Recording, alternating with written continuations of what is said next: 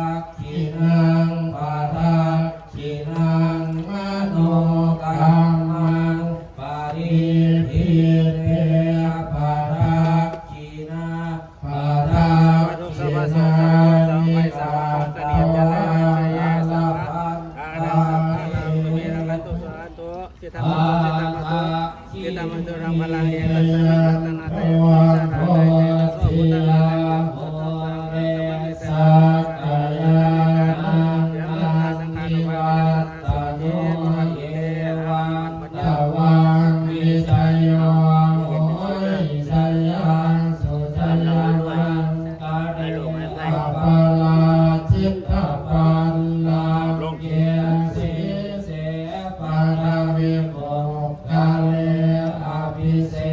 เกสาภะพุทธานังกัปปะปัตโตปะโมตันติสุนัขตังสุมังคลังสุปปาตังสุโหติตังสุขันโนสุมโหตัวตัสสุเยตังลังมะกาลิสุปตังกินังกายกรรมังวาจากรรมังปะทักขินังปะทักขินังมโนกรรมังปริทิเตปะทักขินังปะทักขินามิกัตตวานาลพันตังเอภาคิเน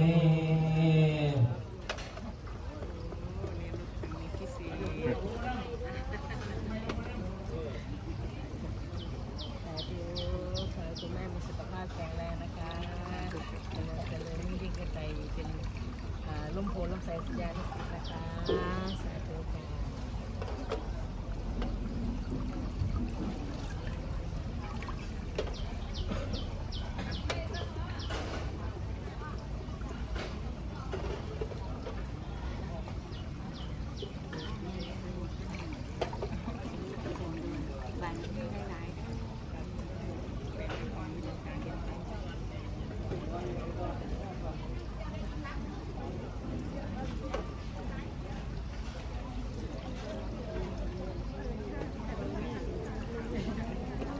สอบใช้ได้นะคะกราบอนุโมทนาบุญร่วมกุศลร่วมสร้างบารมีกับท่านแม่ชีแล้วก็ลูกศิษย์ทุกท่านด้วยนะคะรวมทั้งพระภิกษุสงฆ์ทุกรูปทุกองค์นะคะได้รับบุญกันอย่างท่วมท้นลำดับต่อไปนะคะเราก็จะเข้าสู่โหมดบันเทิงวันนี้ได้รับเกียรติจากศิลปินนะคะของเราต้นฉบับค่ะสัญญาพรนารายณ์นะคะจะได้มาขับกล่อมบทเพลงเพราะๆนะคะโดยเฉพาะลูกทุ่งแท้ๆเรียนเชิญทุกท่านเลยนะคะที่อยู่บริเวณสถานที่ตรงนี้เข้ามาใกล้ๆนักร้องจะได้มีกำลังใจในการร้องเพลงหลายท่านที่ไม่เคยเจอตัวจริงวันนี้ก็จะได้เจอตัวจริงนะคะนะมาใกล้ๆกันได้มาฟังเพลงเพราะๆกันได้หวังว่าแฟนๆที่อยู่ตรงนี้หลายๆท่านอาจจะเกิดทันศิลปินท่านนี้เพราะว่าเดินสายกันมาตั้งแต่ปี16จนถึงปัจจุบันนะคะไม่มีวันหยุดกันเลยทีเดียวเพราะฉะนั้นถึงเวลานี้ก็จะได้มอบเสียงทิพย์เสียงสวรรค์หรือว่ามาสร้างความบันเทิงถวายเสียงให้กับแม่ชีรวมทั้งพระภิกษุสงฆ์ทุกรูปทุกองค์แล้วก็เครือญาติทั้งชายและหญิงนะคะที่อยู่สถานที่ตรงนี้นะจะบอกว่าเป็นบุญอนุโมทนาบุญร่วมกุศลร่วมสร้างบารมียิ่งใหญ่สำหรับทุกท่านที่เดินทางมาดิฉันพูดไปเพื่อให้เช็คระบบว่าเสียงใช้ได้ไหมนะคะถ้าเสียงใช้ได้ดิฉันก็จะได้นำโฆษกประจำตัวของท่านอาจารย์สัญญาพรนารายณ์นะคะเขาเรียกว่าลูกทุ่งขาดคนนี้ไม่ได้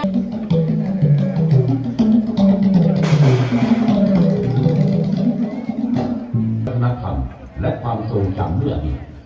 เพลงไทยลูกทุ่งไม่มีมารยาเนื้อหาซื่อเก็บรักษาไว้สำหรับชาวไทยตราบนานแสนนานท่านผู้ชมท่านผู้มีเกียรติที่เคารพรักช่วงเวลานับต่อจากนี้ไปท่านเจอพบกับนักร้องคุณภาพดีหนึ่งประเภทหนึ่งของวงการลูกทุ่งเป็นนักร้องที่ว่ากันว่าดำรงคงคุณภาพไว้ได้อย่างดีเยี่ยมไม่ว่าจะเป็นบุคลิกภาพและน้ำสูงแม้วันเวลาจะผ่านผ่านแต่ผลงานอย่างตราบนี้เพลงรักเพลงหวานเพลงซึ้งเขารักษาคุณภาพไปได้อย่างน่าชื่นชมทุกเพลงที่ขับขานหวานจับใจแฟนเพลงต่างปรบมือให้ทุกเวทีนักร้องชั้นดีที่รักษาความดังไว้ได้อย่างต่อเนื่องในประเทศไทยนับเหลือน้อยอยากขอฝากท่านโปรดมอบความรักความเมตตาต่อเขาตราบนานแสนนานบัดนี้เขาพร้อมแล้วที่จะออกมาโค้งคำนับรับความเมตตาจากแฟนๆเขาคือ นักร้องเสียงถึงสุดเสน่หา สัญญาพรนารายณ์ สุขสดชื่นสมหวังจงเป็นของผู้มีเกียรติทุกท่านครับนั่งรถทัวร์ด้วยใจ